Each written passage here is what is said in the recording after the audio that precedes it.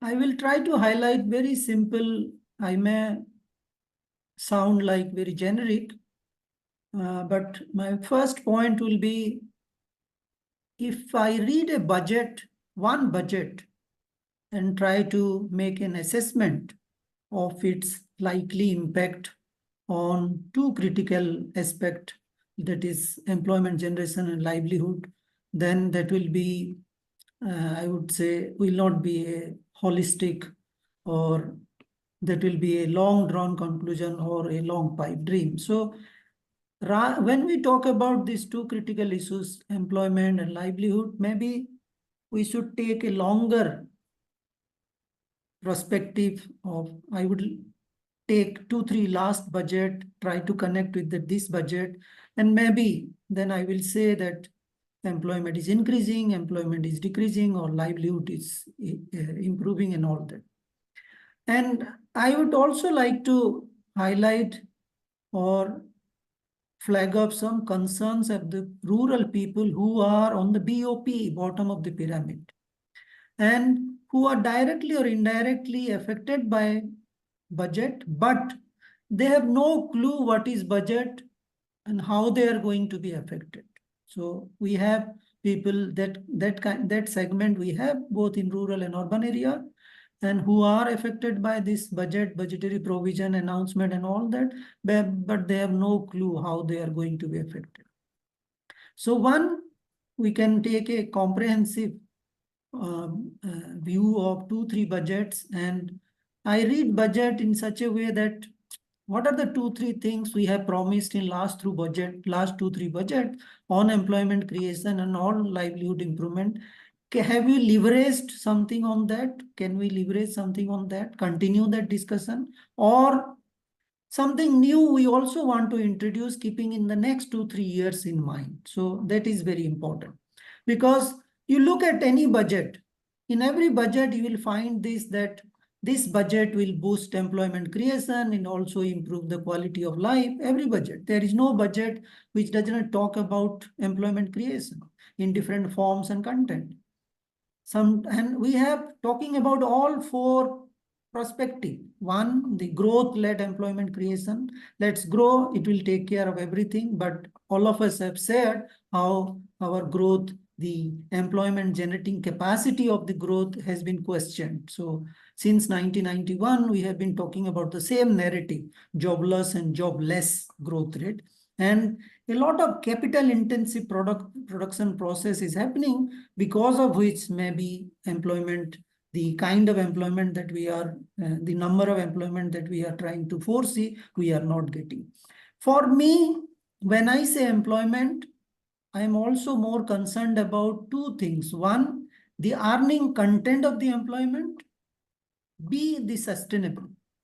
Because everybody, you go to rural area, people are doing something. So whether something is better than nothing, or there is no alternative, Tina job kind of thing. But the budget, this budget and last through budget, 2-3 budgets and the forthcoming budget, if you will see now, government is trying to make a coherence and the budgetary provision announcement. They are trying to gel well with a bigger narrative that is called Viksit Bharat. And what kind of labor market we want to see in that Viksit Bharat in 2047, and maybe towards that, the quantity deficit and quality deficit in the labor market is both very important. And we still have distress-driven migration. Vidwarajan sir talked about that.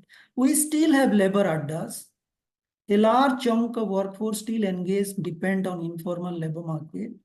Real wage rate is almost look like a flat. Universal social security is still a long due. So all these concerns are there. And I cannot expect everything to be, one cannot pack everything in one budget. But are we making significant movement in all these areas or not? That is very important. And we have done that. In every budget, you will see we are making huge investment some time back in textile, and in the recent budget on semiconductor and like that. And we are expecting that the big scale investment, both green and brown, will generate some employment opportunities. Then There is so many employment generation, direct employment generation program like MGNREGA. And of late, what we are talking much, very much, both at the center and also from the state is that is startup and entrepreneurship.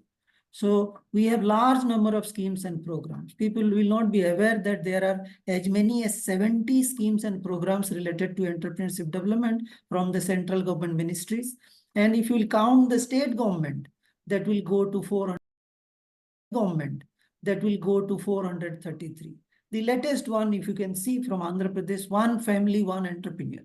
So they want every family should create an entrepreneur, or one entrepreneur come from every family.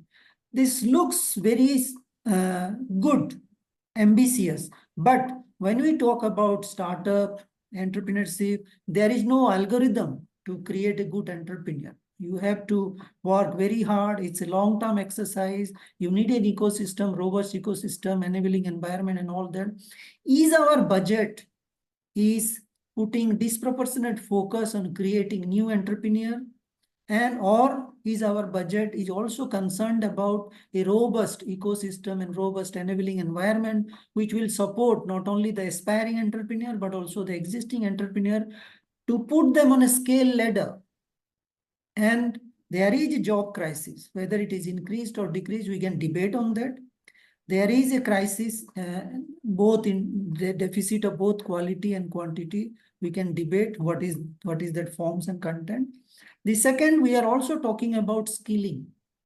So there is a big scheme-led skill development and entrepreneurship development in rural India and also in urban India, but I am focusing on rural India and people who are on the bottom of the pyramid, who are trying to look for doing something, one or the other things, and improve their livelihood and all that. And does this budget in the past two budget or the forthcoming budget care about them or not? Skilling and entrepreneurship schemes and programs are also that many, but we have to change our focus. We have to change our narrative from supply driven to target driven. Many of these skill programs and entrepreneurship development programs we are running after a number.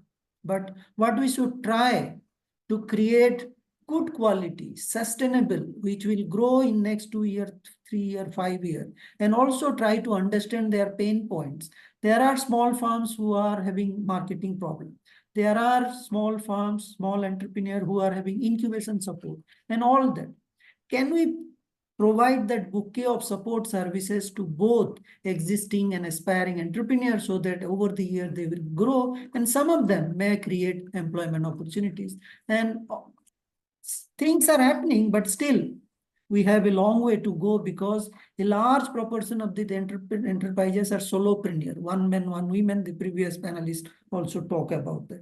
So this budget, there are silver lining also, which talks about this big manufacturing mission, some mission for different kind of cereals, then concerned about gig workers and all that. So we still have labor adda, and the labor adda, a person standing in the morning 7 a.m.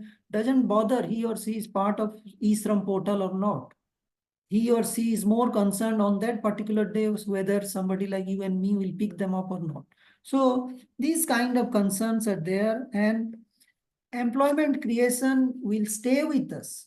Employment challenges will stay with us for in different form and content, and our objective function would be how to moderate these challenges, because it will be very difficult for a huge country like India.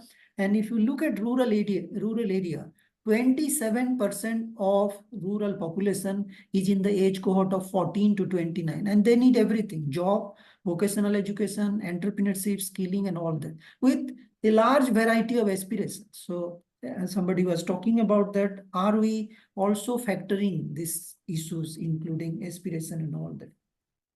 Lakpati Diji has now come up, and the government is hoping that we can convert self-help group, some of the self-help group, into productive business entity, and this business will further grow and create employment opportunity in rural area. And in this budget, the budget allocation has also been increased significantly under this day NRLM, but we still have to wait and see how this budget outlay will be converted into outcome, how all these announcement proposals will be actually executed on the ground and all that.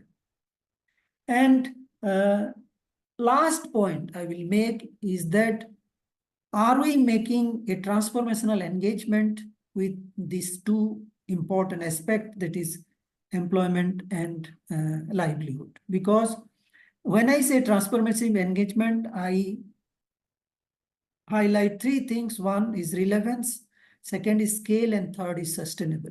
So what kind of jobs, employment opportunities or livelihood people are aspiring for, people are looking for, and what kind of schemes, programs we are propagating, we are advocating through this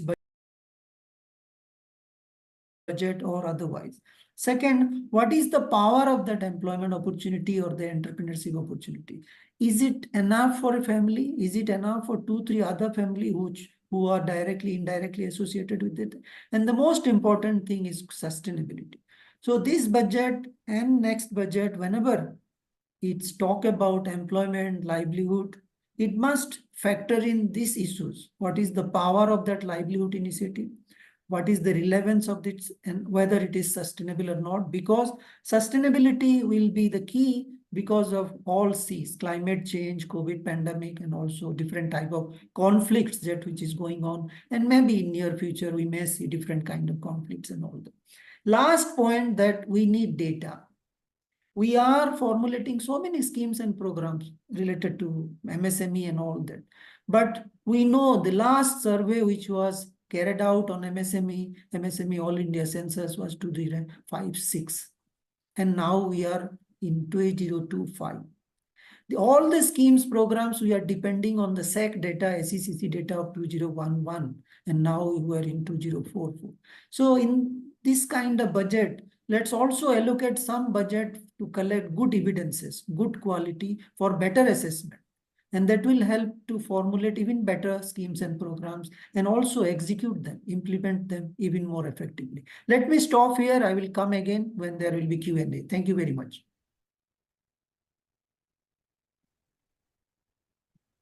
Thank you so much, sir, for you covered so many